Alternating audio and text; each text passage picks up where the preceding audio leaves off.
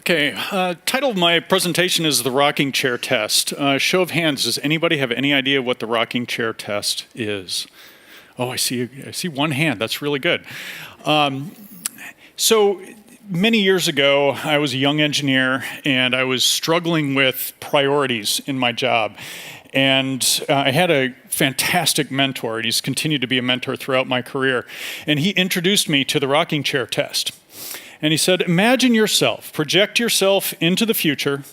You are nearing the end of your life, you're sitting in your rocking chair, and you're just reflecting on the impact that you had in the world. What is it that you're thinking about? Imagine what you'll be thinking about in that rocking chair. And now bring it back to the present and do the things right now that will help you feel proud of what you did, help you feel like you're leaving the world a better place than when you arrived. And this rocking chair test has stuck with me ever since. Now this comes to, I work for the Good Food Institute. We are a nonprofit organization, and we're focused on creating a healthier, more sustainable, and more humane food system. Now that's very general, and I think that's kind of the thing that we all want to do. Specifically, what we're working on is helping startups and even big businesses create plant-based meats and clean meats. Why would we focus on those things? Well, we've talked a lot about these big four global issues. The environment is adversely impacted by animal agriculture. The food sustainability, food security, poverty is adversely impacted by animal agriculture. Human health, animal welfare. There's lots of reasons to focus on these two things. But why meat? What is it about meat? People love to eat it. Why? Because it has protein and it tastes really good. People do not make food choices based on ethics. People will sit and they'll have a discussion with you and they'll say, yes, I'm an ethical person and I do want to save the planet. I don't like climate change. I don't like poverty. Nobody sits down for a meal with meat and says, boy, I am so excited to contribute to animal suffering. That's why I'm eating meat today.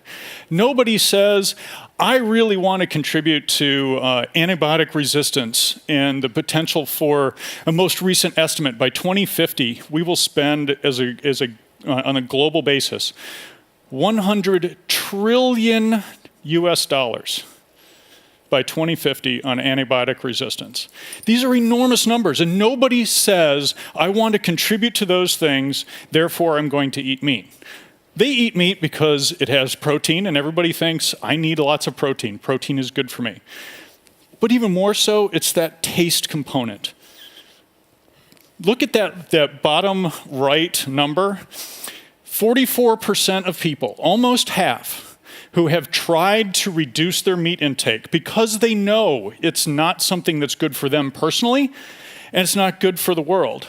44% failed to reduce their meat consumption because it tastes so good. We make food choices emotionally. We make food choices irrationally. We walk to a store, we say, wow, that looks good. We put it in our basket. We do not spend time thinking about, is this really what my body needs? Is this what the world needs? Was it sustainably sourced? Very, very, very few people do that. More so, people don't want to be told that's what they ought to do. As soon as you tell somebody or you force somebody to do something, even if it's for a good cause, resistance builds up within them. So what is the Good Food Institute trying to do to help this situation? Plant-based meats and clean meats that taste just as good as animal-sourced meats, that are priced affordably, and that are convenient and easy to use. When you have those three things, Now, all of those emotional issues, all those things that go into the actual buying process become easy. Now it's the default choice. Wow, I can have something that tastes great. I can have something that's going to make me happy, and it's going to save the world. Wow, that's awesome. So that's what Good Food Institute is focused on. We're just taking ethics off of the menu completely.